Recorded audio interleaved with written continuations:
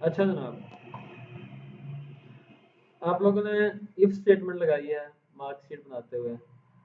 अभी हम नेक्स्ट इसमें इफ स्टेटमेंट का एडवांस लेवल मजीद जो है इसको चेक करते हैं कि अच्छे तरीके से आप लोग सीख जाएं। तो उसमें logical test, value true, value false तीनों को यूज करके देखेंगे। जबकि पहले हमने लॉजिकल टेस्ट को यूज किया है और वैल्यू ट्रू को यूज किया है। तो यहाँ पे हम फार्मूला लगाते हैं। हमारा टास्क ये है अभी कि मालूम कर सकेंगे कि पास कौन है और फेल कौन है। जिस तरीके से एनटीएस जैसे एग्जाम होते हैं, तो 50+ वाला पास हो गया और नीचे वाले फेल हो गए। तो इस किस्म की सूरत हाल कहीं भी हो, तो आप जो है इफ स्टेटमेंट को इंतहाई आसान अंदाज में लगाएंगे, लेकिन उसके अंदर 3 सेगमेंट यूज करेंगे। लॉजिकल टेस्ट करना है परसेंटेज का। परसेंटेज अगर ज्यादा है या इक्वल है, हम कर लेते हैं, चलो 50 कर लेते हैं, कोमा। तो इसको हम बताते हैं, पास कर देते हैं। अब हमें कह रहा है कि वैल्यू फॉल्स यूज करो। हमारा टास्क ये है। दूसरा तरीका ये है कि हम ये कर देते हैं, और जब हम इफ लगाते हैं तो वो यूज नहीं करता। दे रहे हैं, इधर आ गया यहाँ पे, फिर मतलब कि उसने उसको यूज नहीं किया क्योंकि हमने यूज करवाया है इससे। तो हम ऐसा करते हैं, अभी कॉमा लगा के यहाँ पे फिर ये लगा देते हैं इन्वर्टेड कॉमा। सही है। और इधर लिख देते हैं फेल। आसान नहीं है ये। और ब्रैकेट को कर देते हैं क्लोज, वो भी एक बार करनी पड़ेगी। मतलब कि हम कह रहे हैं कि अगर ज्यादा है तो वो सबको करो पास। दूसरी सूरत में फॉल्स कंडीशन जो है वो फेल है।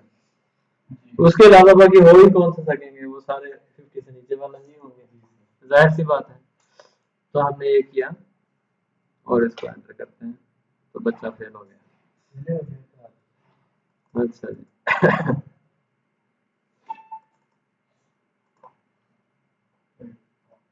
तो ये आप लोगों की क्लास का रिजल्ट आ गया।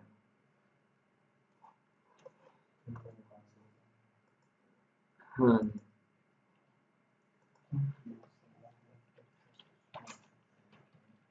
तो बाकी आप लोग जो है इसके बारे में जान चुके हो कि बाद में भी हम पास फेल कर सकते हैं नंबर लगाने के बाद। तो आप लोगों को आज पास फेल का भी पता चल गया किस तरीके से निकालेंगे। इसमें आप लोग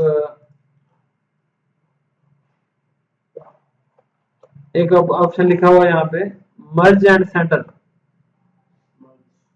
मर्ज एंड सेंटर क्या होता है? अब इस सीट का कोई पता नहीं चल रहा कि ये क्या चीज बनी हुई है जब तक इसका नाम नहीं आएगा ऊपर। हेडिंग आनी चाहिए, फिर पता चलेगा। तो मर्ज एंड सेंटर को क्लिक कर दो आप। ठीक हो गया।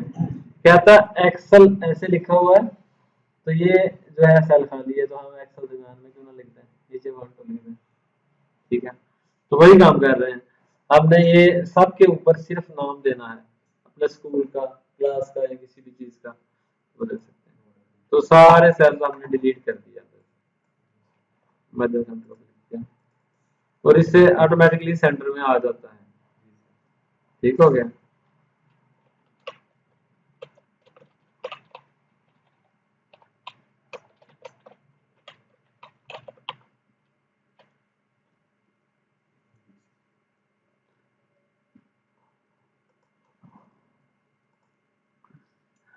अच्छा, अब आप इसमें एक और ऑप्शन भी सीख जाएंगे साथ साथ। रैप टेक्स्ट क्या होता है इसके साथ ही। आपको कहा जाता है कि इसके नीचे एड्रेस लिखो एबीसी स्कूल का, ये है कहाँ पे। ठीक है। तो आर्ट एंटर करते हैं,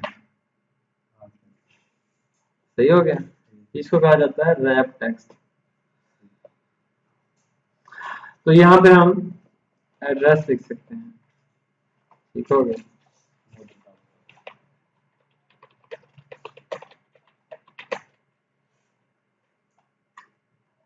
ठीक है, इसे आल्ट एंटर से आल्ट एंटर।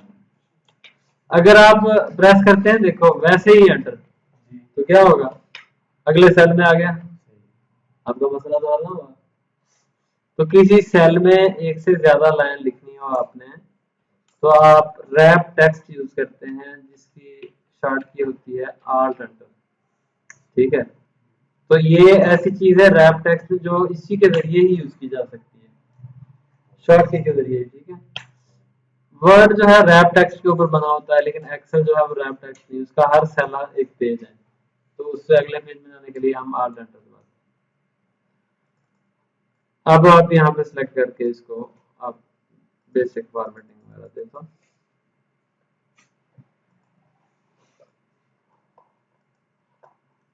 अच्छा, इस तरीके से आए तो आप ऐसे भी इसको छोटा कर सकते हो, और हाँ जी कलर भी पीछे लगा सकते हैं।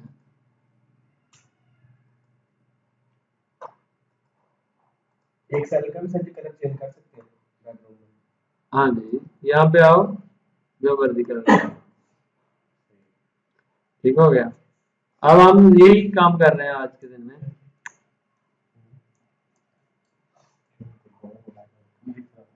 ये यहाँ से कलर लगा दो, ठीक हो गया, ये तो शेड लगा दी।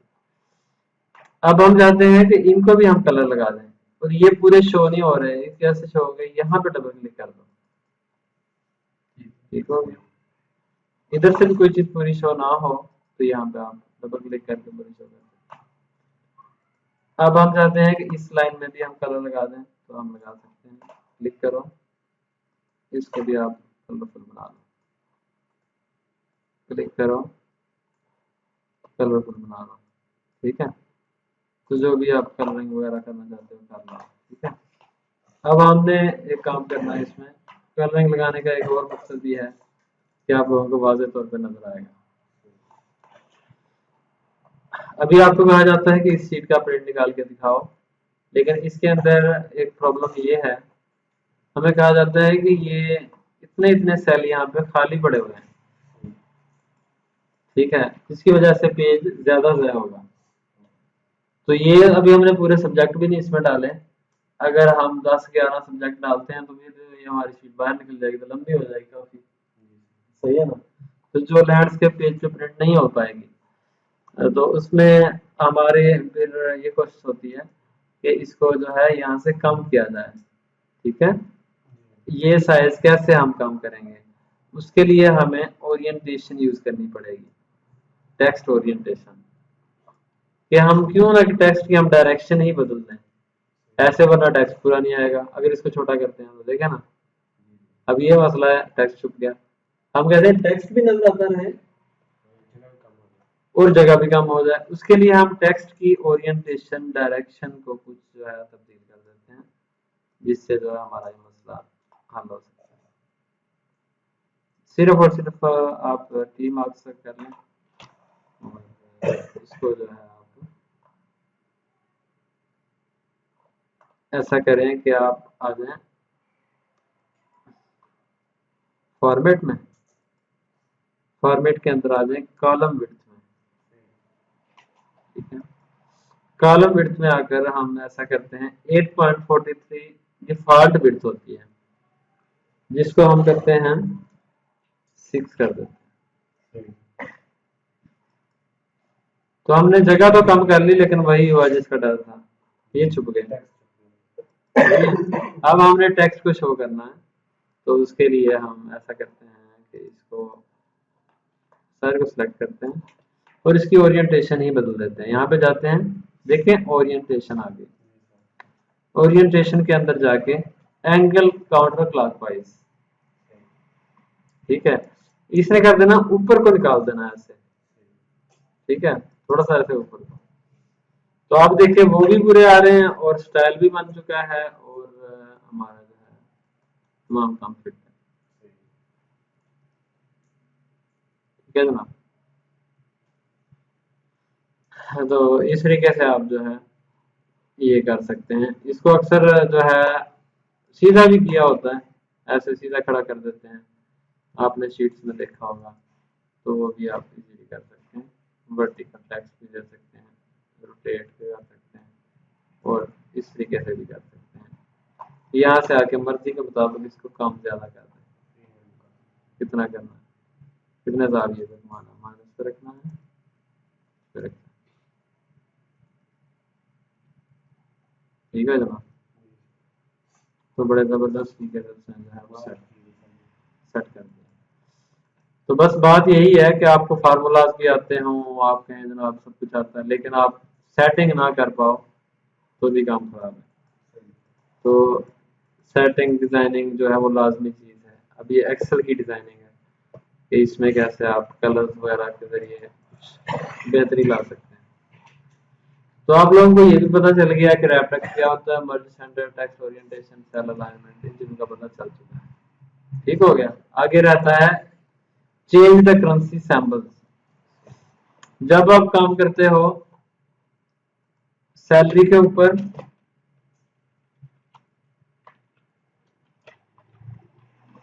नेम,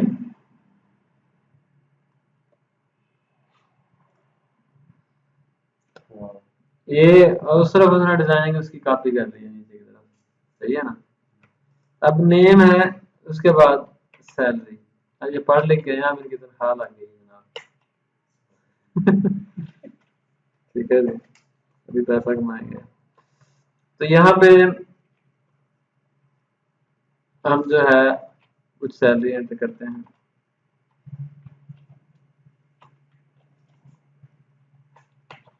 अब ये तमाम चीजें जो है ये रुपीस पैसे हैं, ना कि ये कोई नंबर है।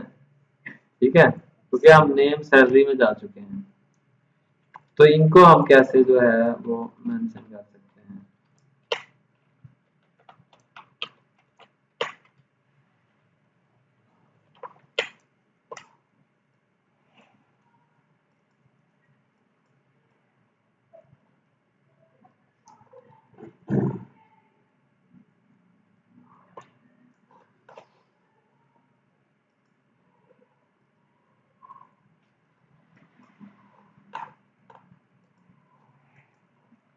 अच्छा, तो ये जो है इसको हमने सेट करना है, तो इसके लिए आप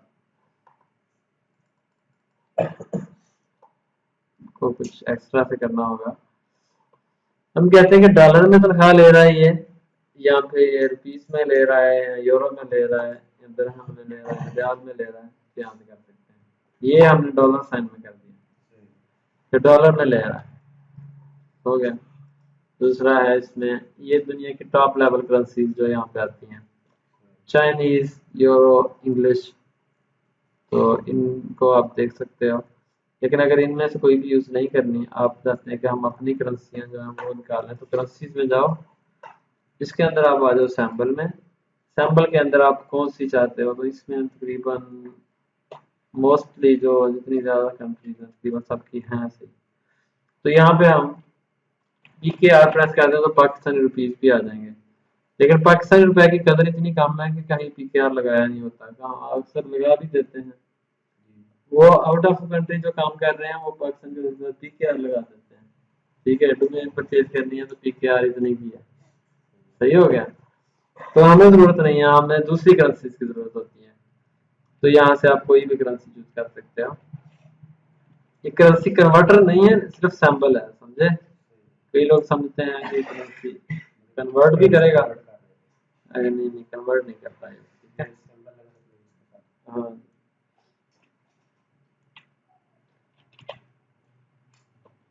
तो ये किया हमने।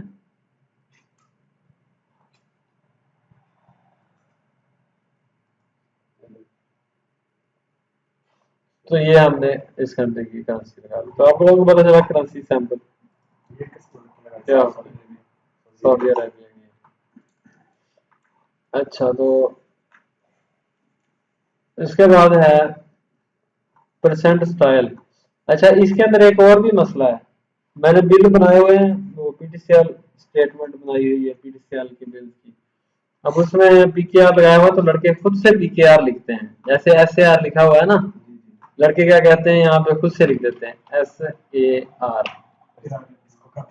ठीक है, फिर आगे जो है ना वो यूं लगा देते हैं। ठीक है, तो ये हो गया खराब काम। अब इसके ऊपर कोई फार्मूला नहीं लग सकता, समझ आई? जब आप ऐसे लिखोगे तो इसके ऊपर फार्मूलास नहीं लगा सकते, ना इसको मल्टीप्लाई ना प्लस, क्योंकि ये फिर टेक्स्ट फील्ड में आ जाता है, ये नंबर फील्ड नहीं रहती है इसकी। तो इसकी डाटा टाइप्स होती हैं जैसे प्रोग्रामिंग लैंग्वेजेस में है, तो इसका ख्याल रखना आपने, ये चीजें इधर से ही लगवानी पड़ेंगी, समझ गए? नेक्स्ट टॉपिक हमारा है जनाब कोमा स्टाइल। आप पाकिस्तान में जॉब कर रहे हो, कहीं पे काम कर रहे हो, तो आप लिखते हो जनाब नंबर कहीं पे, ये किसी चीज की प्राइस लिखी है आपने, प्राइस आपने लिखी है। अब ये क्योंकि नंबर भी हैं लिखे हुए हैं, अगर देखे जाए तो नंबर भी हैं 1 2 3 4 5, तो कोई कहेगा ये तो नंबर है, हम कहेंगे नहीं ये किसी चीज की प्राइस है। ओके, तो फिर हमें इसमें क्या चेंजेस करनी चाहिए, कॉमा की। हम कहते हैं कि 1000 को सेपरेट कर दें, जैसे बैंक चेक वगैरह के ऊपर हम लिखते हैं तो सेपरेट कर देते हैं, तो ये करते हैं, ठीक हो गया, कॉमा स्टाइल। ठीक है, वो जो चीजें हैं वो मैंने आपको लिखवाया उधर, जो है ना जो शो होगा, ऊपर लेके जाएंगे ना पॉइंटर, तो ये शो होगा, इसके अंदर जाते हैं तो करेंसी शो हो जाता है। ठीक है, नंबर फॉर्मेट, उसमें करेंसी भी नीचे लिखा होगा। तो ये आप कर सकते हैं। तो आप लोगों को पता चल गया कि ये किस तरीके से होता है। इसमें आगे 00 लगाने का मकसद ये है कि जब आप कॉपी पे लिखते हैं, ठीक है, 12,500 लिखा आपने, तो आगे आप यूं ओब्लिक लगा के ऐसे कर देते हैं। उसका मकसद क्या होता है, हतमी फैसला कि ये इतनी ही रकम है। कभी भी आप सीधी रकम नहीं लिखेंगे, 12,000 सिर्फ 12,000 नहीं लिखेंगे, उससे तो पहले लिखा होता है तुम लिखते हैं सिर्फ 12,000, ऐसे लिखा होता है ना चेक में। और अगर नंबर लिखते हैं तो उसके अंदर ऐसे ओब्लिक लगाते हैं, यूं लगा के ऐसे करते हैं, पक्की बात जो होती है। तो इंग्लिश में आप कंप्यूटर में काम कर रहे हैं तो पॉइंट के बाद आगे अगर कोई डिग्रीज आ जाए तो ये आदमी फैसला है कि आगे कोई इसके वैल्यू नहीं है। ठीक है, और यहाँ पे कंप्लीट हो रही है। हाँ जी, खुद कर देगा। तो इनको कहा जाता है डेसिमल डिग्रीज। डेसिमल डिग्रीज जो है इनका बड़ा काम रोल होता है। अब आप अगर लेके आते हो वहां पे 1400-1500 डॉलर आपने ले लिए जनाब कहीं से, ठीक है, अब $1 के पाकिस्तान में 160-65 रुपए बन जाते हैं।